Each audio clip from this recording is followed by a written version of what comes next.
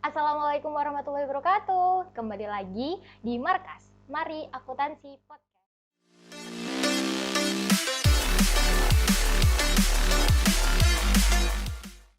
Perkenalkan, saya host baru di sini. Nama saya Anik Rohma dari Departemen Akademik. Oke, pada kesempatan kali ini kita kedatangan tamu spesial dari mahasiswa akuntansi. Kakak-kakaknya boleh nih memperkenalkan diri terlebih dahulu.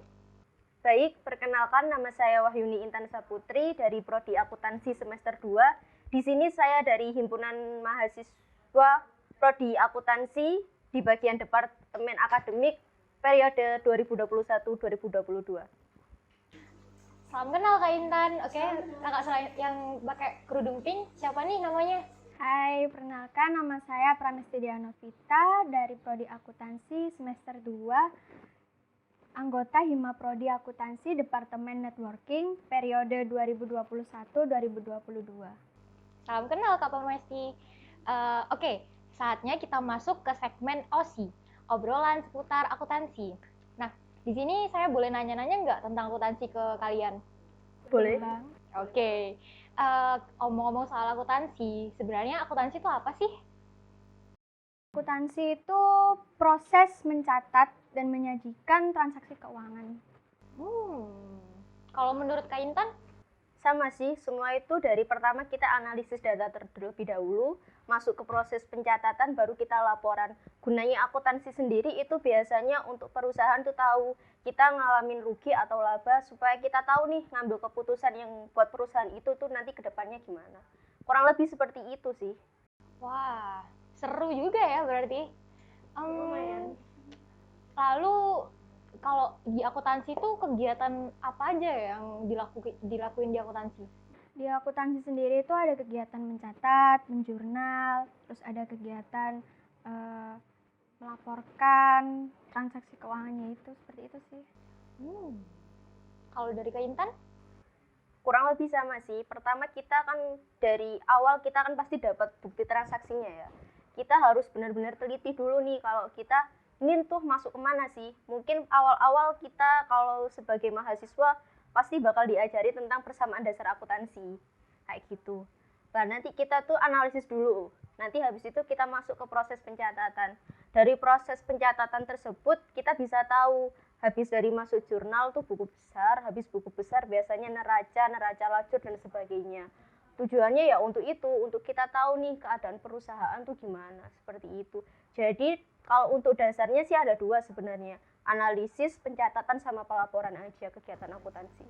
Wah, berarti cukup membingungkan ya, ribet. Soalnya banyak banget siklus yang harus dikerjakan, betul ya? Karena banyak banget siklus itu di akuntansi sendiri, kira-kira kakak tahu nggak profesi apa ke depannya kalau misal kita ngambil jurusan di bidang akuntansi ini? Kalau untuk kedepannya dari bidang akuntansi itu ada profesi akuntan publik, ada akuntan intern, ada akuntan jasa, ada akuntan pajak. Kurang lebih seperti itu sih. Mungkin bisa ditambahin sama ini. Kalau dari saya, sepengetahuan saya, kalau dari akuntansi ini kita bisa masuk ke profesi yang mana aja sih? Sebenarnya banyak. Pertama, dalam kehidupan sehari-hari kita juga bisa manage nih perusahaan. Maksudnya keuangan kita itu gimana?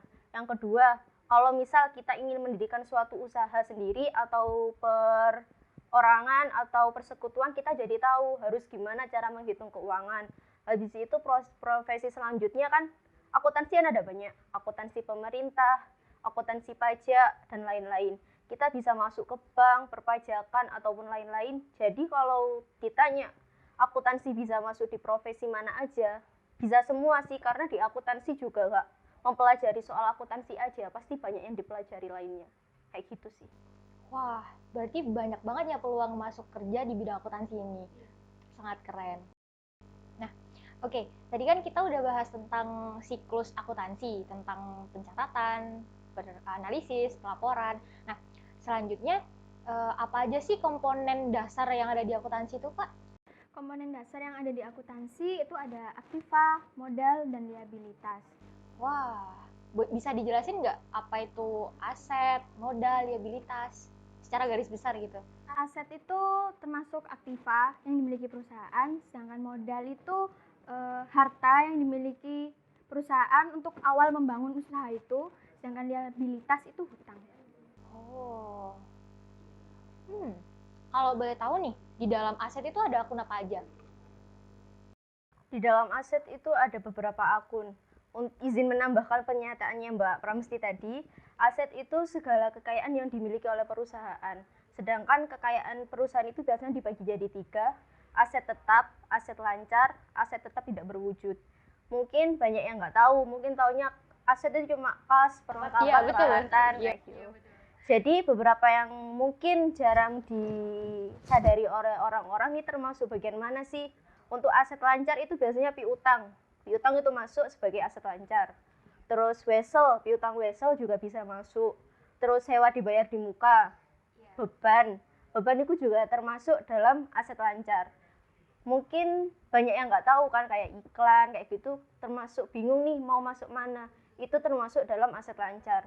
Kalau untuk aset tetap itu aset yang emang pemakaiannya itu jangka waktu panjang biasanya. Kayak gedung, tanah, transport, dan sebagainya.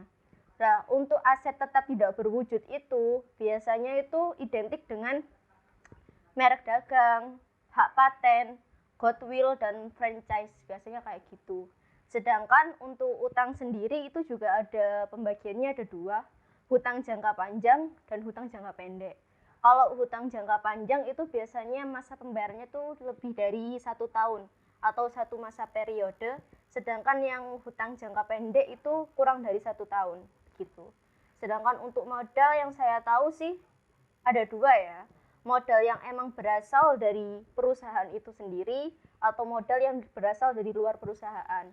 Kalau modal yang dari perusahaan itu misal Mbak Ara mau mendirikan suatu perusahaan ya, nanti modalnya dari tabungan Mbak Ara nih, berarti itu termasuk dalam modal sendiri. Kalau modal luar itu biasanya untuk perusahaan besar. Pernah dengar saham? Iya. Nah, hampir mirip seperti itu, bukan hampir mirip sih. Saham itu bisa jadi modal sih, soalnya dia kan biasanya dari orang luar beli nih apa yang ada di perusahaan kita, dia juga berhak atau dia juga mendapatkan suara untuk menentukan keputusan kayak gitu. Mendapat kayak sebuah dividen gitu ya? Iya, kurang lebih seperti itu. Kalau di dalam utang itu akunnya apa aja ya? Hutang sih banyak sih, ada hutang dagang, hutang jasa, kayak gitu. Hutang wesel juga ada sebenarnya. Kalau hutang dagang ya biasanya untuk hutang-hutang yang penjualan kayak gitu. Kalau jasa sebenarnya sama sih, penggunaan jasa yang belum dibayarkan. Oke. Kalau misal utang jangka panjang yang melebihi jatuh tempo gitu gimana Kak? Kalau gitu sih biasanya masuk beban. Tergantung sih untuk apa hutang tersebut, pasti masuknya nanti kalau lebih jatuh tempo pasti masuknya ke beban. Kayak gitu sih. Masuk ke beban ya. Oke.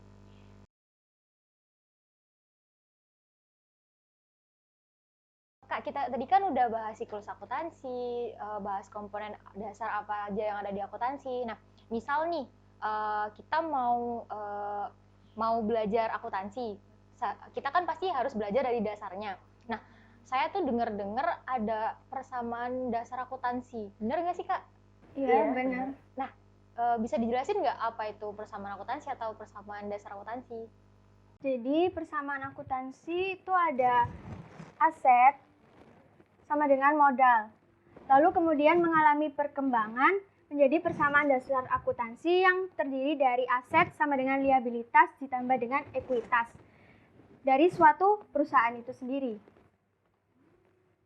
Kalau misal kita bahas tentang teorinya atau rumusnya gitu, paham sih, tapi kalau udah penerapan gitu kan pasti sulit. Nah, bisa dijelasin nggak tentang penerapan dari persamaan dasar akuntansi?